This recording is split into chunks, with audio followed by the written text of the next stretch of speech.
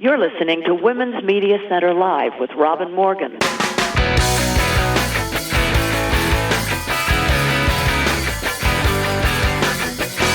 Welcome to Women's Media Center Live. I'm Robin Morgan. Listen, my friends, today we are going to kick out the jams. I am so tired of being grim and even of being scholarly. And I'm so famished for some beauty that we're going to do an all-poetry show. Now, if that sends you screaming into the streets, well, too bad. Yes, an all-poetry show. April is Poetry Month. For some of us, all months are. And besides, it's springtime, and the cherry and apple and Kellery pear fruit trees are in bloom all over Manhattan, just spilling their abundance of pink and white glory down onto our grateful skulls. Hyacinths are up in my garden, and it smells sweet enough out there to make me drunk. So, I have picked an eclectic group of poets, those whose work I just like. Some are well-known, were famous or are, and some are dead. Most are still alive and kicking, and, fortunately, writing. Some of these poems are love poems. Some are tragic. Some are funny. Some are story poems. All of them, in one way or another, are, surprise, feminist poems, but that's not all that they are. Some of the poets are Latinas, some are Asian American, some African American, some Native Indigenous, and some European American. Most are a mix of all of the above elements, in content and in form. We'll do the show in 3 parts, so as not to break in too often. A few of the poems are slightly long, but most observe the verity that brevity is the soul of wit. So before we do anything else, let's not go inside the headlines this week. Let's instead go inside poetry.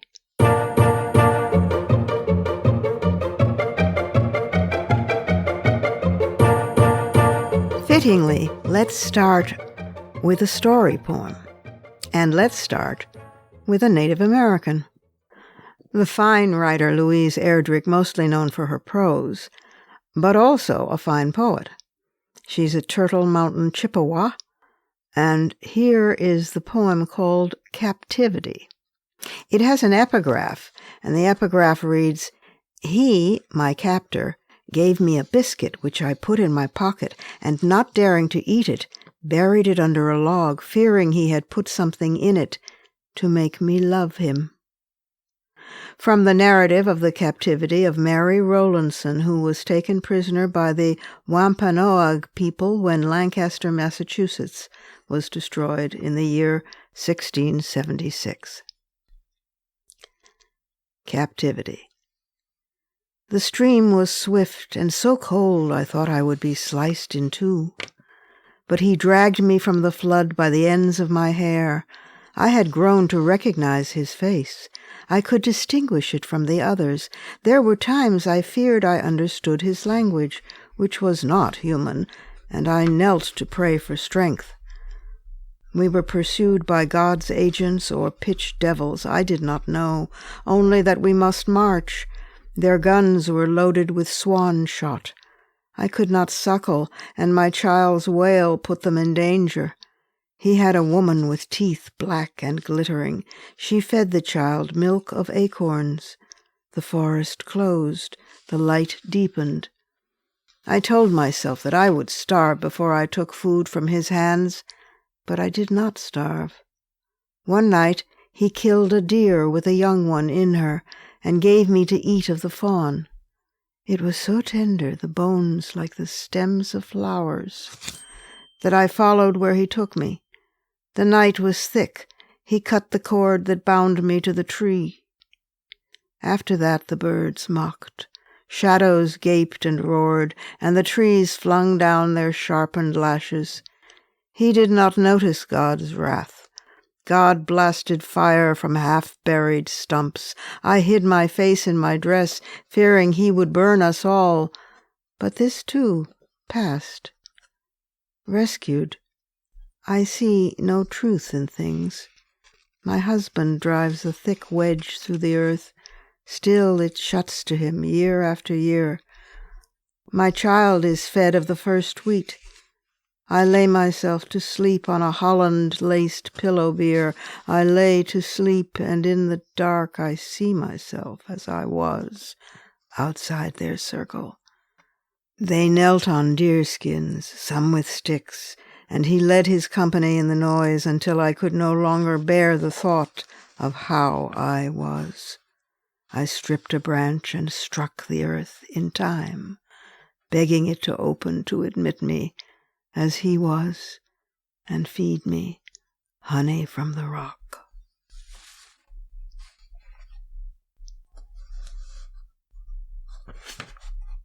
This next one is a famous poem by a well-known European-American poet, Edna St. Vincent Millay. It's a sonnet called I Being Born a Woman and Distressed. I, being born a woman and distressed by all the needs and notions of my kind, am urged by your propinquity to find your person fair, and feel a certain zest to bear your body's weight upon my breast. So subtly is the fume of life designed to clarify the pulse and cloud the mind, and leave me once again undone, possessed. Think not for this, however, the poor treason of my stout blood against my staggering brain. I shall remember you with love, or season my scorn with pity. Let me make it plain, I find this frenzy insufficient reason for conversation when we meet again.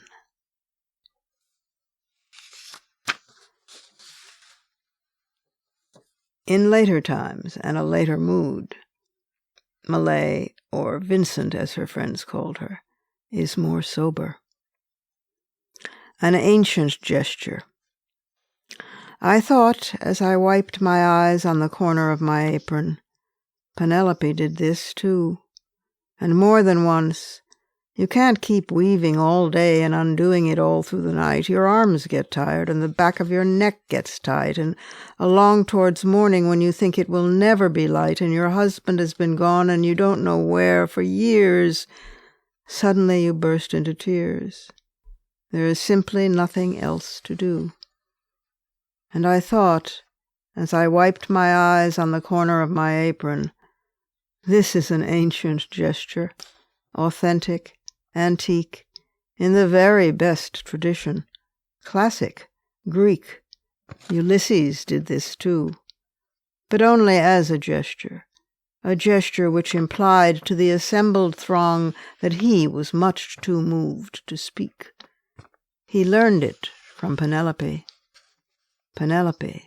who really cried.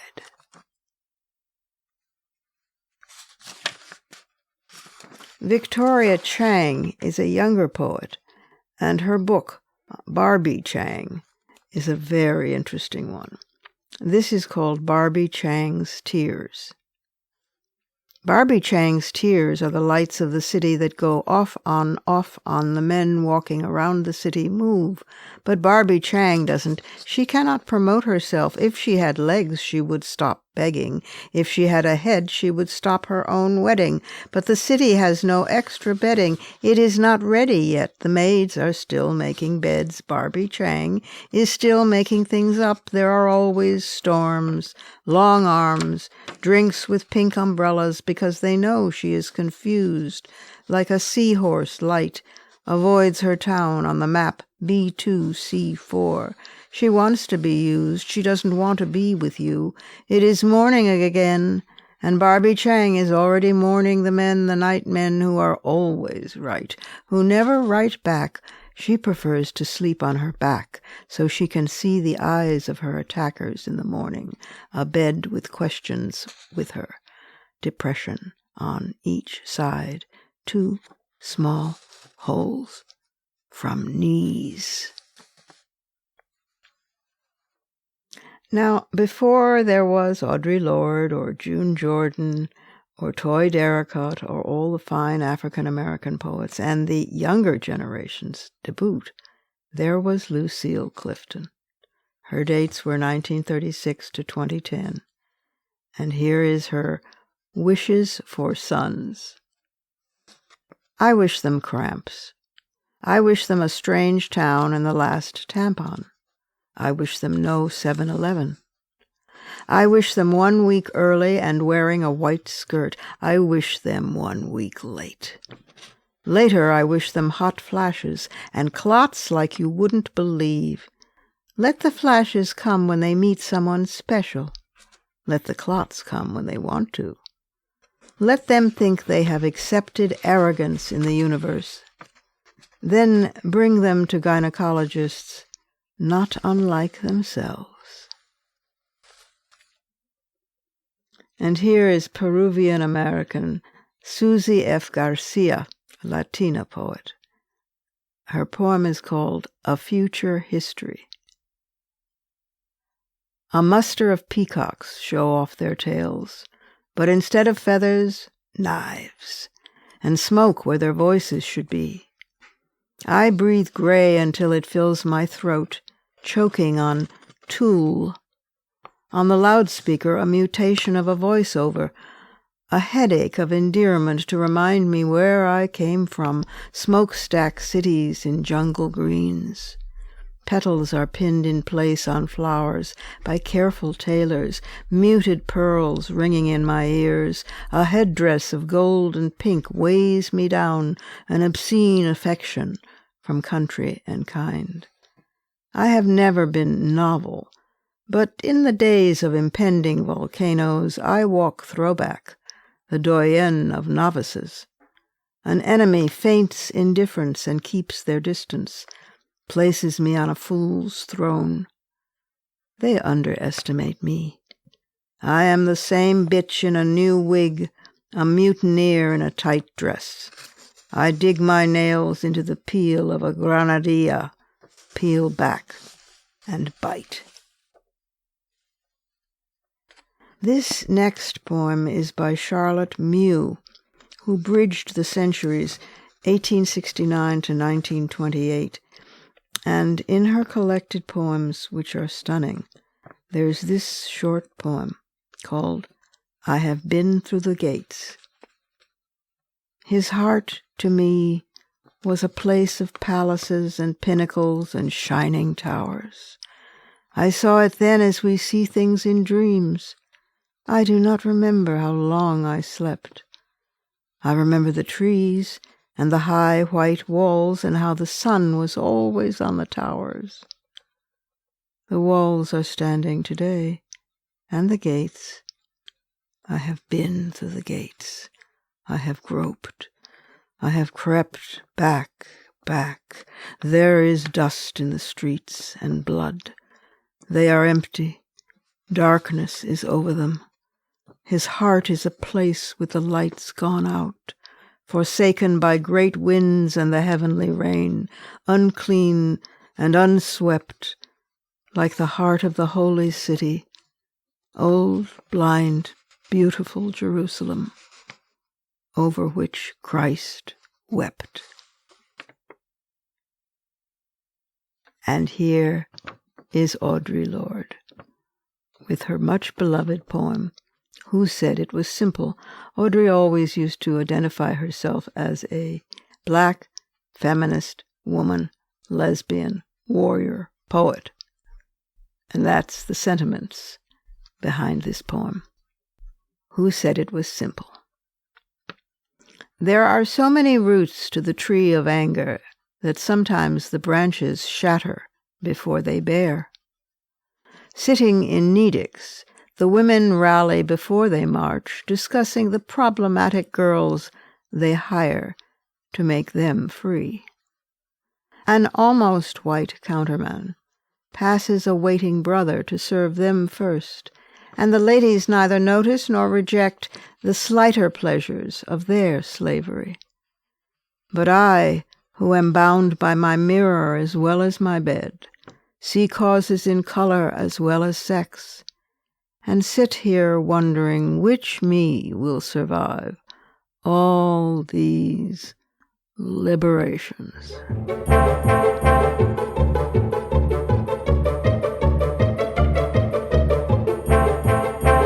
It's time for our first break, but we'll be back in just a moment with some more poetry. Yum, yum, yum, yum, yum.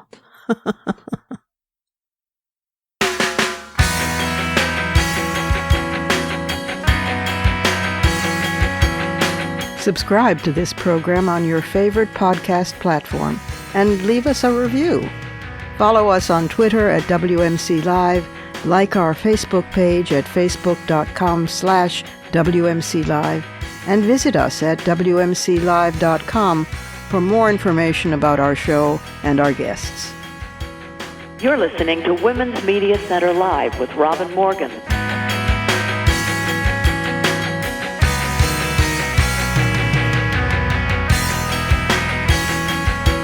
And we are back, reading more poetry. This poem is by Stevie Smith. She was both a British and an American poet, and the line in this poem became iconic, as they say. It's titled by that line, in fact, Not Waving but Drowning. But most people don't know the poem, which is, after all, the context. Nobody heard him, the dead man, but still he lay moaning. I was much farther out than you thought, and not waving but drowning. Poor chap, he always loved larking, and now he's dead. It must have been too cold for him, his heart gave way, they said. Oh, no, no, no, it was too cold always. Still the dead one lay moaning.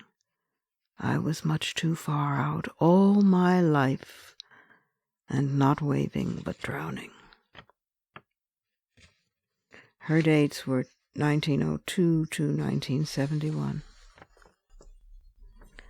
This next poem is by the Japanese-American poet Kimiko Hahn, and it's called The Ashes. Listen to the language in this poem. When the puppy snarfles for breakfast, I wake to the radiator gurgling, then feet crunching the reticent snow. Before I was born, Mother sewed her own suits.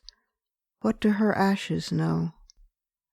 Father shoved snow off the supine roof. Mother crafted Christmas ornaments, glue and glitter and red balls, no tinsel, no angels. Her death started in the living room. For bonsai, pliers the size of a nail clipper, spools of wire and a fist-sized rock. One bore a petite pomegranate, never to eat, not to touch. Her death began with a baseball bat. In the vineyard, he secured the strongest cane from training stake to fruiting wire. Pruning with handsaw and lopper, he'd leave a spur for the next season. He shoved her away with direct objects. In a cold snap, if one pipe freezes, the rest may freeze as well. Even before the puppy snarfles, even before a baby brother arrived in the misleading car in Mother's arms. After the war, after she met Father, she smoked cigarettes but didn't cha-cha anymore. She'd light up and blow smoke out the apoplectic window. He found the ashes on the sill. Fireflies blinked for mates or prey outside the savvy window of my own first home. On the stereo, a bluesman cried, I need my ashes hauled. The dress was too smart to wear. I tucked away our baby's pink layette in circumspect mothballs for a christening that never took place. As well, a doll that Auntie crocheted. More than anything, I love tidal pools. I know her ashes are at Father's. Lost in his charnel of junk mail, he claims that thieves have stolen that box, his knob cutter and root hook. He says, remains aren't ashes anyways.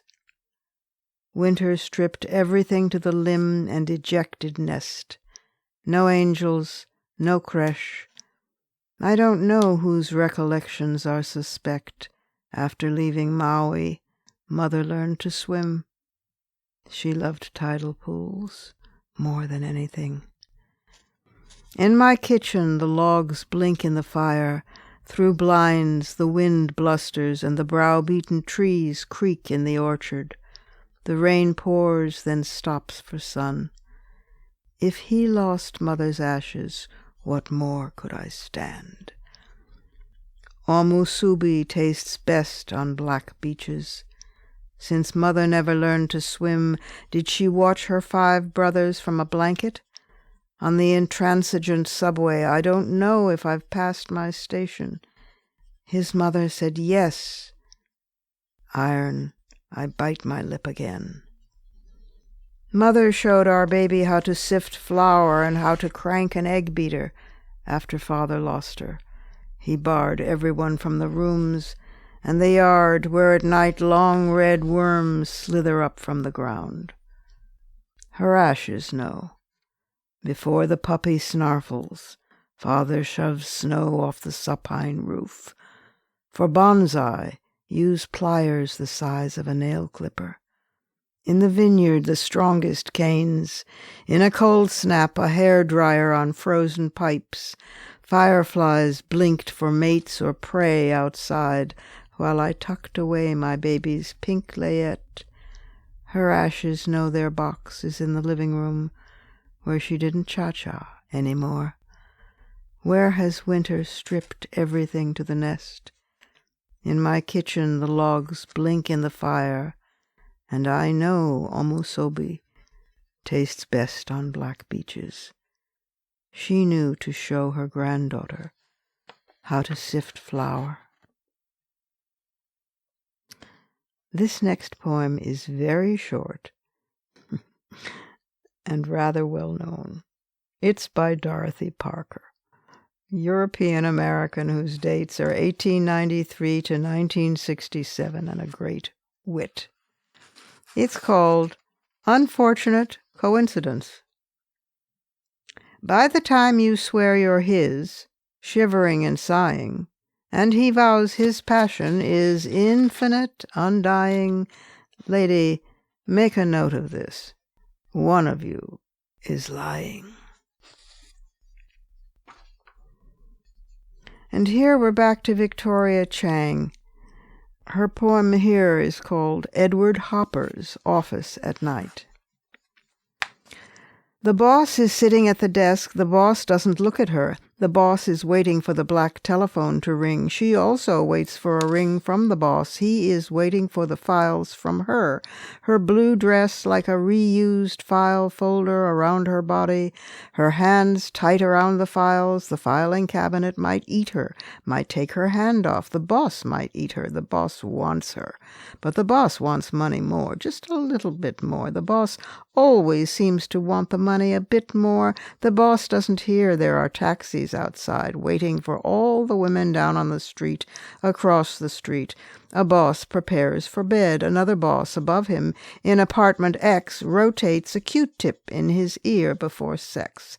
Despite instructions on the box, we took my father out of the paper, the living will, the letters with their little capes. We'll leave the paper. Who will take care of my children later? Who will take care of my father? The will take care of no one. A piece of paper cannot take care of anyone. I cannot take care of everyone. On some nights I wake in a panic and can't tell if I am dead or alive. This year I dye my hair so I won't have to die.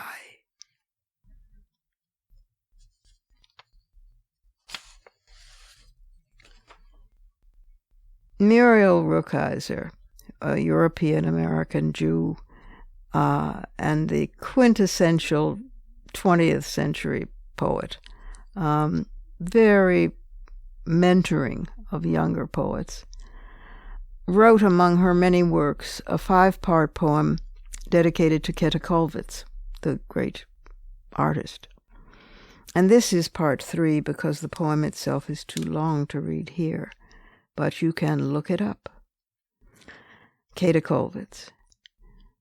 Held among wars, watching all of them, all these people, weavers, Carmagnole, looking at them, all of them, death, the children, patients in waiting rooms, famine, the street, a woman seeing the violent, inexorable movements of nakedness, and the confession of no, the confession of great weakness, war, all streaming to one son killed, Peter, even the son left living, repeated, the father, the mother, the grandson, another Peter killed in another war, firestorm, dark, light as two hands, this pole and that pole, as the gates. What would happen if one woman told the truth about her life? The world would split open.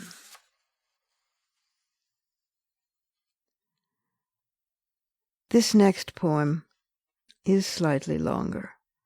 It's by Robin Cost Lewis, a young African-American superb poet who has been a guest on this program. Well, quite a few of these poets have.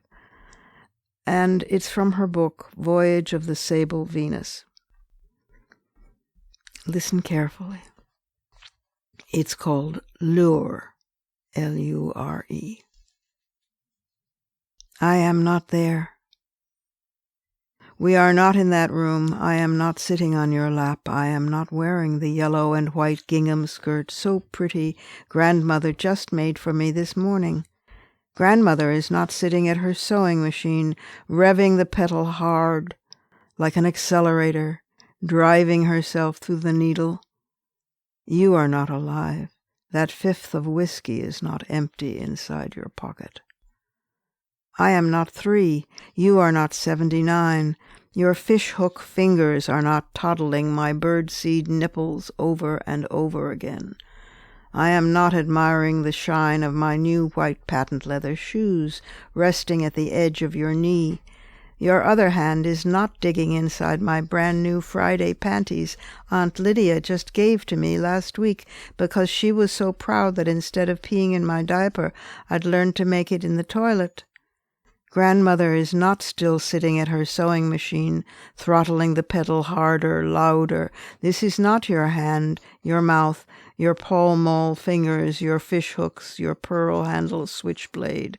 My father is not at work mopping floors, unaware of me, sitting here inside your lap.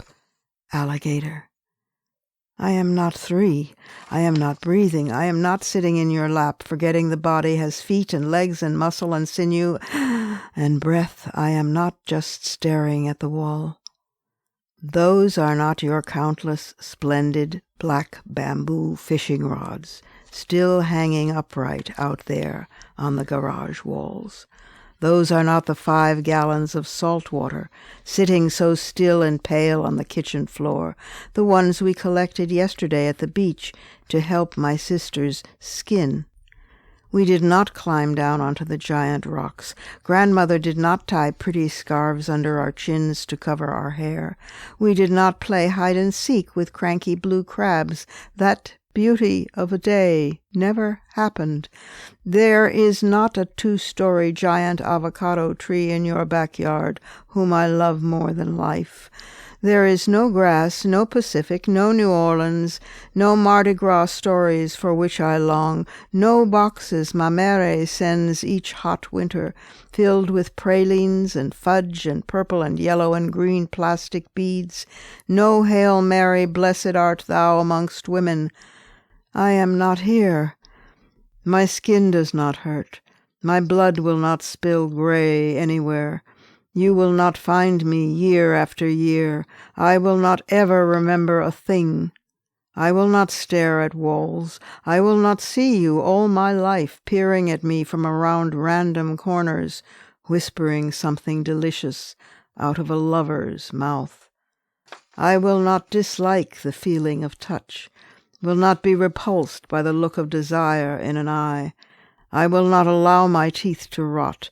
The metal implements of the dentist will not smell sharp like fresh shucked pearls. They did not send my mother away when she was a little girl. They did not put her on a Jim Crow train alone in the middle of a war, headed for Chicago, to make sure you'd never touch her again, and again, for years, you did not ever touch her again. They did not not kill you again and again. They did not slice your body into fine, brilliant offerings. This is not that feeling that this is my body, but I am somehow trapped inside another girl, unable to say or feel a thing. This is not the memory of another day. I am not a wet, headless, footless, squirming thing you dug up from the dirt beneath the red anthurium next to grandmother's breathy greenhouse and twisted it onto a hook. I am not a fresh pink pulsing thing splayed on a tray my mother leaves on your front porch every Friday, dressed so pretty. Violet, hibiscus, redbird of paradise.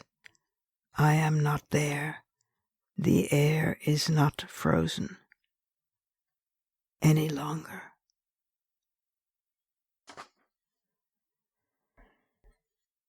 And this poem is very old. It was written by Sor Juana Inés de la Cruz in Mexico. She was forcibly sent to the convent. Her dates were 1648 to 1695. And in case you're wondering how old feminism is, or whether it's only an American phenomenon, hear this. Sor Juana Inés de la Cruz, arguing that there are inconsistencies between men's taste and their censure when they accuse women of what they themselves do cause. You foolish men who accuse women without good reason, you are the cause of what you blame. Yours the guilt you deny. If you seek the love of women to win with ardor beyond compare, why require them to be good, when 'tis you who urge their sin? You break down their resistance, then declare quite seriously that their lightness has achieved what you won by your persistence.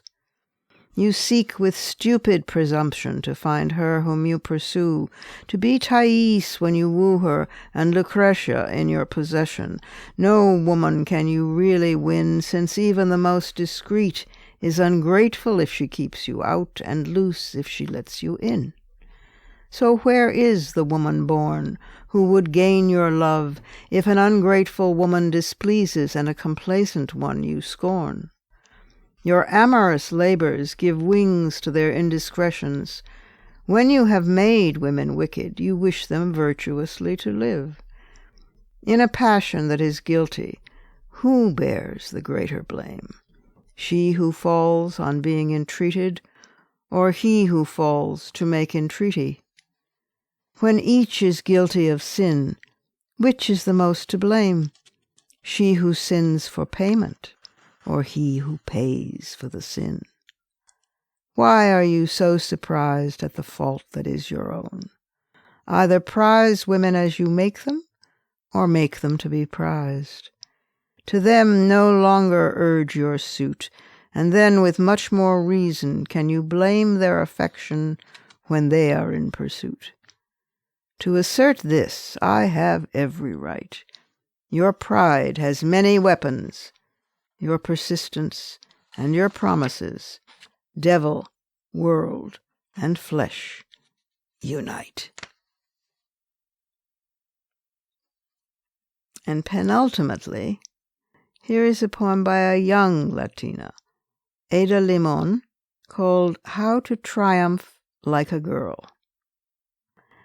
I like the lady horses best, how they make it all look easy. Like running 40 miles per hour is as fun as taking a nap or grass. I like their lady horse swagger after winning. Ears up, girls, ears up. But mainly, let's be honest, I like that they're ladies. As if this big, dangerous animal is also a part of me, that somewhere inside the delicate skin of my body there pumps an 8-pound female horse heart, giant with power, heavy with blood. Don't you want to believe it? Don't you want to lift my shirt and see the huge, beating genius machine that thinks, no, it knows, it's going to come in first? Last It seems only fitting that since we opened with a native indigenous poet, we should close with one. The wonderful Joy Harjo, who has frequently guested on this program, who is now the first Native woman to be the Poet Laureate of the United States. That gives me more joy, if there is such a thing, than that Deb Haaland was named Secretary of the Interior. In other words, the keeper of all the lands in this country. Ah, what a relief. This poem, anyway, by Joy is called Singing Everything. Once there were songs for everything. Songs for planting, for growing, for harvesting, for eating, getting drunk, falling asleep, for sunrise, birth, mind break, and war, for death. Those are the heaviest songs, and they have to be pried from the earth with shovels of grief. Now all we hear are falling in love songs, and falling apart after falling in love songs. The earth is leaning sideways, and a song is emerging from the floods and fires. Urgent tendrils lift toward the sun. You must be friends with silence to hear. The songs of the guardians of silence are the most powerful. They are the most rare. Time for our final break, and then I'll be back with some fighting words, which will also be poems. Ha ha ha.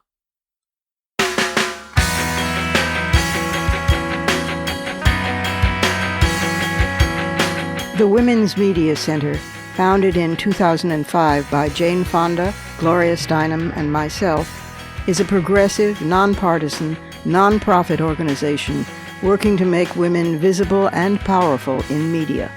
You can learn more about the WMC at womensmediacenter.com. You're listening to Women's Media Center Live with Robin Morgan.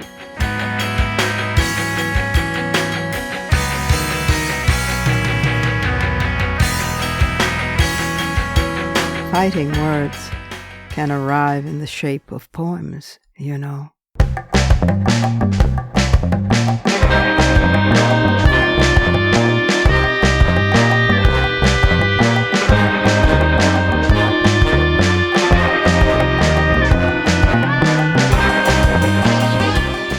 Poets are always writing to one another. It doesn't matter if one of them is dead, or even, sometimes, I guess, if both of them are. This is a poem by the late American poet Elizabeth Bishop, and it's called The Fish, and it has an answer from me. The Fish.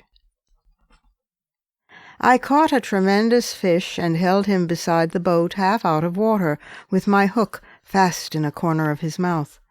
He didn't fight, he hadn't fought at all. He hung, a grunting weight, battered and venerable and homely. Here and there his brown skin hung in strips like ancient wallpaper, and its pattern of darker brown was like wallpaper, shapes like full-blown roses stained and lost through age. He was speckled with barnacles, fine rosettes of lime, and infested with tiny white sea lice, and underneath 2 or 3 rags of green weed hung down. While his gills were breathing in the terrible oxygen, the frightening gills, fresh and crisp with blood that can cut so badly, I thought of the coarse white flesh packed in like feathers, the big bones and the little bones, the dramatic reds and blacks of his shiny entrails, and the pink swim bladder like a big peony. I looked into his eyes, which were far larger than mine, but shallower and yellowed, the irises backed and packed with tarnished tinfoil, seen through the lenses like old, scratched isinglass. They shifted a little, but not to return my stare. It was more like the tipping of an object toward the light. I admired his sullen face, the mechanism of his jaw, and then I saw, that from his lower lip, if you could call it a lip, grim, wet, and weapon-like, hung 5 old pieces of fish line, of 4, and a wire leader with the swivel still attached, with all their 5 big hooks grown firmly in his mouth. A green line, frayed at the end where he broke it, 2 heavier lines, and a fine black thread, still crimped from the strain and snap when it broke and he got away. Like medals with their ribbons frayed and wavering, a 5-haired beard of wisdom trailing from his aching jaw.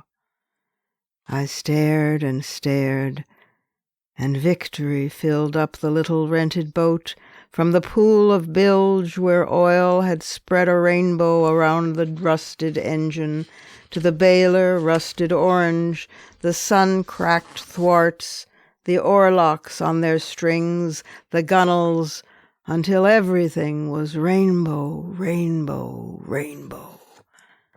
And I let the fish go. That was Elizabeth Bishop. And here, humbly, is Rainbow, a poem in memoriam Elizabeth Bishop, a sonnet, in fact, by Robin Morgan. Each time certain this time you're done for, free fall through scorched air you fly, to be caught again, killed again, saved and left living for somebody's whimsical why. Each suffering hooks you, tugs your entire unbearable weight through your lip, till you're one pure pain. Light sears your sight, your gills gasp fire as you swing arc drop stunned somewhere hard.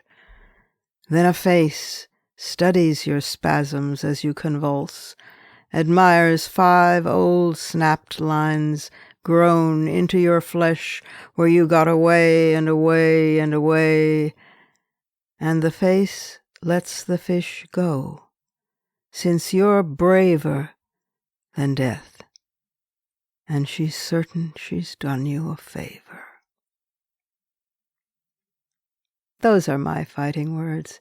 Add yours on Twitter, and remember to tag us at WMC Live and use the hashtag Fighting Words.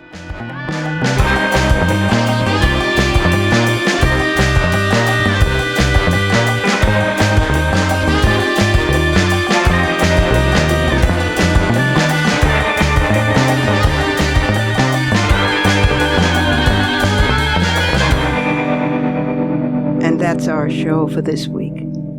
You can follow me on Twitter, Facebook, and now Instagram at The Robin Morgan, and you can check out my blog at robinmorgan.net and find my latest book of poems, Dark Matter, and my brand new novel, Parallax, wherever books are sold. Opinions expressed on this program do not necessarily represent the Women's Media Center. Here's the family for Women's Media Center Live. Executive producer as well as founding and sustaining sponsor, Regina K. Scully. WMC president and co-executive producer of this program, Julie Burton. I'm Robin Morgan, your producer and host. Thank you for being with us. Join us again next time on Women's Media Center Live.